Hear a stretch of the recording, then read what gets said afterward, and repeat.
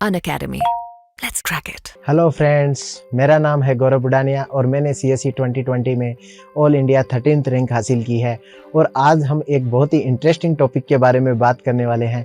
जो UPSC जो CSE के एस्पिरेंट्स हैं उनका जो मक्का माना जाता है ओल्ड राजेंद्र नगर, शॉर्ट में बोलते हैं ORN। हम ओल्ड राजेंद्र नगर की आज बात करने वाले हैं। वहाँ पे किस तरीके की लाइफ रहती है और क्या क्या होता है, हम सारी चीज़ों के बारे में बात करेंगे। ठीक है, सबसे पहले मेरे बारे में मैं ब्रीफ इंट्रोडक्शन दे देता हूं कि CSE 2020 के अंदर मैंने 13वां स्थान हासिल किया। मेरे यदि बैकग्राउंड की यदि हम बात करें तो माइनिंग में मैंने BTech किया है IIT BHU वाराणसी से। सोशियोलॉजी में मैंने मास्टर्स किया है और उसमें मैंने नेट भी क्वालिफाई किया है। RS 2018 के अंदर मैंने रैंक 12th हासिल की थी और जो गेट 2016 था उसके अंदर मैंने ऑल इंडिया 80 रैंक को जानते हैं हम। तो ओल्ड राजेंद्र नगर में मैं कब आया था, मैंने जो प्रिपरेशन जैसे नवंबर में स्टार्ट किया था प्रिपरेशन को, तो मैं ओल्ड राजेंद्र नगर, तो आपने TVF की सीरीज देखी होगी, उसके अंदर पूरी ओल्ड राजेंद्र नगर की पूरी बात बताई है एस्पिरेंट सीरीज के अंदर।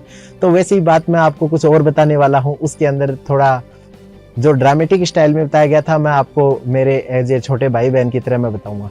तो सबसे पहले तो इन्वायरमेंट कैसा स्टडी का, तो एक फेमस बात है कि राजेंद्र नगर की तो फिजाओं में भी पढ़ाई है। तो वहाँ पे यदि सबसे कम पढ़ने वाला बच्चा भी जाएगा ना तो 5-6 घंटे कब पढ़ लेगा उसको पता ही नहीं चलेगा। ऐसा वहाँ का इन्वायरमेंट रहता है। क्योंकि आप देखोगे तो पूरी राजेंद्र नगर की जो मेन स्ट्रीट है, जो बड़ा बाजार रोड है, वो पूरी नोट्स से भरी पड़ी रहती है। उसको आप देखते ही आपको डिप्रेशन तो क्या, आपको टेंशन होने लग जाएगी कि ये तो मैंने पढ़ाई नहीं, ये तो मुझे और भी पढ़ना था, ये भी पढ़ना था, वो भी पढ़ना था। तो इसलिए आपको वहाँ का इन्वायरमेंट शानदार है, ये चीज़ आपको माननी पड़ेगी। तो हम देखते हैं कि कैसे बनता है वो इन्वायरमेंट, पढ़ाई का इन्वायरमेंट बनता कैसे। सबसे पहले तो बुक्स, स्टडी मटेरियल और रिसोर्सेज सब मिलेगा। जो यदि CSE प्रिपरेशन के लिए कुछ भी जरूरत है वो ओल्ड राजेंद्र नगर में नहीं मिले, ऐसा हो ही नहीं सकता। आपको हर प्रकार की किताब मिलेगी, हर कोचिंग नोट्स मिलेगा और हर प्रकार के क्लासरूम नोट्स भी, हैंड रिटन क्लासरूम नोट्स भी मिलेंगे। तो आपको यदि एक भी टॉपिक चाहिए उसके लिए, और इवन राजेंद्र नगर के तो शॉप पे जो बैठते हैं, जो ओनर्स हैं उनके, वो इवन एक CSE एस्पिरेंट के बराबर का नॉलेज रखते हैं कि कौन सा टॉपिक कहाँ से पढ़ना चाहिए। तो बुक्स वगैरह आपको इतनी मिल जाती हैं, तो आप उन बुक्स में देखोगे तो आपको लगता है कि अब तो पढ़ने का मन हो जाएगा। तो दूसरा है कि लाइब्रेरी, राजेंद्र नगर के हर एक गली के अंदर एक लाइब्रेरी है। तो वो आप यदि कहीं भी जाओगे, यदि आपका मन नहीं है आज पढ़ने का, आप जाओगे, आप देखा लाइब्रेरी के अंदर 100 लोग पढ़ रहे हैं, इधर भी 100 लोग पढ़ रहे हैं, तो आपके अंदर इतनी टेंशन हो जाएगी कि यार सब लोग इतना पढ़ रहे हैं तो मैं क्यों नहीं पढ़ रहा। आप पार्क भी नहीं जा पाओगे, वापस आके पढ़ने लग जाओगे। ये माहौल है राजेंद्र नगर में। तो लाइब्रेरी इतनी ज्यादा है तो आपका वैसे माहौल बनता है। लाइब्रेरी में क्या होता है, पीयर ग्रुप का ही तो प्रेशर होता है कि आप बैठे हो, आसपास के लोग हैं वो आपको बता रहे हैं कि ना ये चीज पढ़ लेनी चाहिए, ये पढ़ लेनी चाहिए, तो आप हमेशा सारे दिन पढ़ते रहते हो। तो फिर जो आपके मेन जो UPSC एस्पिरेंट होते हैं उनके बीच में जो आपका जो इन्वायरमेंट है, ओवरऑल इन्वायरमेंट, वो एकदम पढ़ने वाला बनेगा। डिस्कशन भी क्या होंगे, केवल पढ़ाई से रिलेटेड होंगे। वहाँ पे आप कुछ भी देखोगे, वहाँ पे तो जो ओनर है वो भी आपसे ये पूछेगा टेस्ट सीरीज किसकी लगा रहे हो, कितने नंबर आ रहे हैं। तो इस प्रकार का एक माहौल रहता है ओल्ड राजेंद्र नगर के वाला है। फिर हम देखते हैं कि ट्रांसपोर्ट वगैरह कैसा है वहाँ पे, अकोमोडेशन वगैरह में देखते हैं। तो सबसे पहले तो आपको वहाँ जनरली इतने छोटी छोटी गलियां हैं और इतने सारे रूम हैं, तो आपको पता नहीं रहता कि कौन सा रूम खाली है कौन सा नहीं है। तो आपको ब्रोकर की हेल्प लेनी पड़ती है। सबसे पहले आप वहां जाते हो, ब्रोकर आपसे 1 या 2 मंथ का चार्ज करता है। जनरली वो 10 to 15,000 जो आपको चार्ज करता है ताकि आपको एक अच्छा सा रूम दिखाए।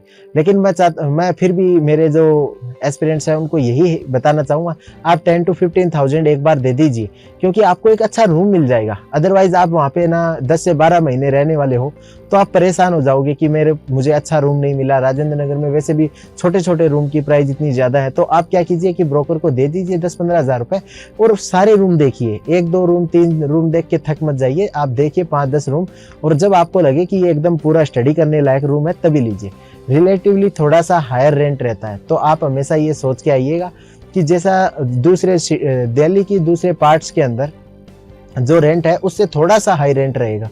तो इसका 2 ही अल्टरनेटिव हो सकता है, या तो आप ये सोच लो कि मैं 6 महीने ही रहूंगा, 6 महीने के अंदर या 1 साल के अंदर एग्जाम क्लियर करके जाऊंगा, या फिर दूसरा है कि आसपास के जो पेरिफेरियल एरियाज हैं, जो मतलब पटेल नगर वगैरह हैं, उनमें आप जाके रह सकते हो। वहां पे रिलेटिवली थोड़ा रेंट क्या रहता है, कम रहता है। तो ये चीज़ हमें ध्यान रखना है। फिर हाउसिंग फैसिलिटी, यहाँ पे पीजी की फैसिलिटी होती है और हाउस के अंदर भी रूम वगैरह होते हैं, तो उसमें कोई ज़्यादा दिक्कत नहीं आएगी आपको। बस थोड़ा सा रेंट हाई रहता है और फूड वगैरह की थोड़ी सी दिक्कत आ सकती है। बाकी हाउसिंग फैसिलिटीज़ वगैरह अच्छे हैं, यहाँ के रूम वगैरह भी अच्छे हैं, पढ़ाई के लिए आपको कोई डिस्टर्ब वगैरह नहीं करता। फिर है कि आपको होम से बाहर आके किस तरीके से लाइफ एडजस्ट करनी पड़ती है। स्पेशली राजेंद्र नगर के अंदर आपको बहुत ज़्यादा एडजस्टमेंट करना पड़ता है। घर पे आपको बना बनाया खाना मिल जाता है, सब कुछ आपको टाइमली मिल जाता है, आपको उठाने वाले लोग भी होंगे, सब तरीके का होगा। लेकिन आपको जैसे ही आप राजेंद्र नगर में आओगे ना, आपको लोग इतना मेच्योर समझते हैं कि आप सब चीज़ें हैंडल कर लोगे, और आप घर से बाहर आते हो तो आपको हैंडल भी सारा खुद को ही करना पड़ता है। तो दोनों तरफ से एक तो आपको आपके ऊपर लोड भी आ जाएगा सारी चीज़ें हैंडल करने का, दूसरा आपके लिए एक्सपेक्टेशंस भी इतनी ज़्यादा है कि आप तो ये चीज़ हैंडल कर ही लोगे। तो इन दोनों के बीच में थोड़ा सा ये प्रेशर आता है कि बहुत सारी चीज़ें हैंडल करनी पड़ती हैं कि टिफ़िन कहाँ से खाना है, टिफ़िन अच्छा नहीं आया तो क्या खुद से खाना बनाना है या नहीं बनाना। तो ये बहुत सारी की या फिर हम किसी बाई को रखेंगे जो खाना बनाएगी, वो किस टाइम पे आएगी, हम कितने लोग हैं, किस तरीके से शेयरिंग होगा। तो लॉट्स ऑफ एडजस्टमेंट ये आपको लेकिन करने पड़ेंगे, थोड़ा सा ही। फिर है ट्रांसपोर्ट और कम्यूट वगैरह करने का। तो आपकी देखो मोस्ट ऑफ द जो कोचिंग्स है वो एक ही उस रोड के ऊपर है, जो बड़ा बाजार रोड है, जो वाजीराम से स्टार्ट होती है और शंकर रोड तक जाती है, उसी के ऊपर लगभग सारी कोचिंग्स है। तो उसके आसपास आप देख लीजिए कि ट्रांसपोर्ट के लिए क्या तरीका है। तो हमारी बहुत सारी लो फ्लोर बसेज भी चलती हैं, मेट्रो लाइन वगैरह भी चलती हैं, तो उनसे आप ना जो आसपास के एरिया में रहते हो तो आप आ सकते हो। लेकिन यदि आपको टाइम बचाना है तो मैं यही सजेस्ट करूंगा कि ओल्ड राजेंद्र नगर में ही रहिए, ताकि आप जो कोचिंग में आने जाने का टाइम है उसको बचा सकें। पीयर ग्रुप है उससे हमेशा बच के रहना आपको। अब हम नेक्स्ट जो बात करेंगे कोचिंग क्लासेज एंड मेंटर्स, जिसके लिए राजेंद्र नगर जो पूरा यूपीएससी का मक्का बना है वो इनकी कोचिंग क्लासेज और मेंटर्स के वजह से बना है। तो यहाँ पे जीएस ऑप्शनल की एक आपको लाइन से ही जो मिल जाएगा, और हर प्रकार की वेराइटी यहाँ पे अवेलेबल है, तो आप उनका देख सकते हो। यदि आप वहाँ से यदि राजेंद्र नगर नहीं आ रहे तो आपको कभी भी एकदम लो फील नहीं करना है, क्योंकि आजकल बहुत सारे जो प्लेटफॉर्म्स हैं जैसे अनअकैडमी, ये ऑनलाइन प्रोवाइड करवा रहे हैं और वो राजेंद्र नगर के टीचर से ही आपको क्वालिटी एजुकेशन प्रोवाइड करा रहे हैं। तो आपको कभी भी टेंशन नहीं लेना है। आप यदि बाहर रहो तो भी आप सोचो कि आपको, और आजकल जितने भी नोट्स वगैरह मिलते हैं तो उनका ना जो कोरियर की फैसिलिटीज वगैरह अवेलेबल है, तो सब कुछ अवेलेबल है, तो आपको ज़्यादा टेंशन नहीं लेना है। ठीक है। तो एडवाइजेज अब माय मेंटर, अब जैसे कि मैंने वहाँ पे गया, मुझे कुछ मेंटर्स मिले कि एंथ्रो को इस तरीके से तैयार करना है, तो उस चीज़ का फ़ायदा ज़रूर मिलता है कि वो आपको बता देते हैं कि इस तरीके की गलतियाँ नहीं करनी है, इस तरीके से आपको इम्प्रूवमेंट करना है। तो इस तरीके की एडवाइस आपको मिलती रहती है। तो आपका भी यदि कोई मेंटर है, आपका जैसे बड़ा भाई है या वो भी तैयारी कर रहा है या आपका कोई फ्रेंड तैयारी कर रहा है, तो वो आपका मेंटर बन सकता है और आपको एडवाइस कर सकता है। तो इस चीज़ का फ़ायदा हमेशा आपको राजेंद्र नगर में मिलेगा। अब वहाँ पे जो बच्चे होते हैं उनको क्या क्या स्ट्रगल फेस करनी पड़ती है। वैसे तो आपने सीरीज देखी है, तो सीरीज के अंदर एकदम बताया गया है कि वो रियल लाइफ स्ट्रगल्स को उसमें बताया गया था। लेकिन सबसे बड़ी है फाइनेंशियल इम्प्लीकेशंस आपके लिए ज़्यादा हो जाते हैं, क्योंकि आपका रेंट ज़्यादा है। फिर आप देखोगे बुक्स की प्राइजेस वगैरह भी ज़्यादा लगती हैं। फिर आपके कोचिंग की फीस भी इतनी ज़्यादा हैवी है राजेंद्र नगर में, जो भी मतलब यूपीएससी की कोचिंग है उनकी हैवी फीस है। तो इससे आप फाइनेंशियली एकदम आपको लगता है कि अब तो बहुत ही ज़्यादा बर्डन आ गया है, तो उसकी वजह से आपका आधा ध्यान तो फाइनेंस की तरफ ही रहता है कि मेरे इतने ज़्यादा रुपए खर्च हो गए। तो इस चीज़ से आपको बचना है। दूसरा एक इंफॉर्मेशन ओवरलोड है। जैसे कि मैंने बताया ना, राजेंद्र नगर में तो जो बुक सेलर्स हैं वो भी आपको बता देंगे कि कौन सा मटेरियल पढ़ो, कौन सा नहीं पढ़ो। चलते फिरते आपके जो मकान मालिक हैं वो भी आपको बता देंगे कि ये टेस्ट सीरीज लगाओ, ये नहीं लगानी है। इसी तरीके से जो 5 से 6 बार फेल हो चुके हैं वो तो आपको पक्का ही ज्ञान देंगे। तो इस तरीके से जो टोटल है वो इंफॉर्मेशन ओवरलोड हो जाता है। आप अच्छे ग्रुप से जुड़िए जो आपको एडवाइस कर सकें। जैसे कुछ मेंटर्स बनते हैं, जैसे कुछ सीरियस कैंडिडेट्स होते हैं जिनको बाई लक वो 4-5 अटेम्प्ट तक पहुंच जाते हैं, लेकिन वो रियली बहुत ही अच्छे गाइड होते हैं। मेरे भी एक फ्रेंड थे माचरा जी, जो मुझे बहुत अच्छी तरीके से गाइड करते। फिर स्ट्रगल विद लोनलीनेस, ये सबसे बड़ी दिक्कत है कि आपको राजेंद्र नगर आने के बाद घर वाले भी बोलेंगे आपको पढ़ना है, और आप सारे दिन किताबों के साथ लगे रहोगे।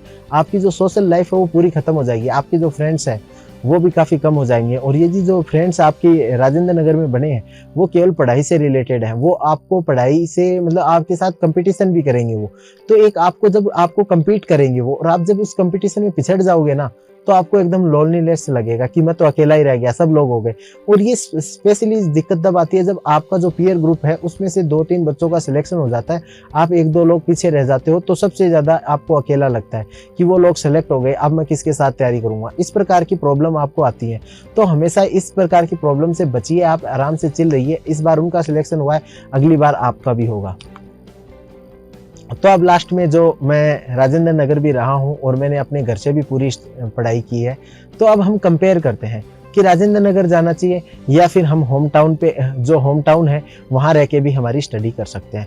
तो मुझे लगता है कि आज के टाइम पे हम हमारी होम टाउन के अंदर स्टडी कर सकते हैं।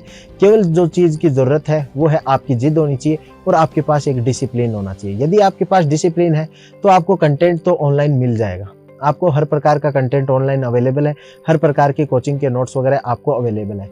लेकिन यदि आपको लगता है कि नहीं, मेरी ज़रूरत तो ऑफलाइन है, मैं लोगों को देख के ही पढ़ सकता हूँ, मैं लोगों से कंपटीशन नहीं फील करता, लेकिन जब मुझे क्राउड दिखती है तो मैं अच्छा परफॉर्म करता हूँ, तो फिर आपके लिए ओल्ड राजेंद्र नगर आपके लिए बेस्ट जगह है। आप वहाँ जाइए, ऑफलाइन कोचिंग लीजिए, पीयर ग्रुप में पढ़िए और अच्छी सी सक्सेस हासिल Unacademy. Let's crack it.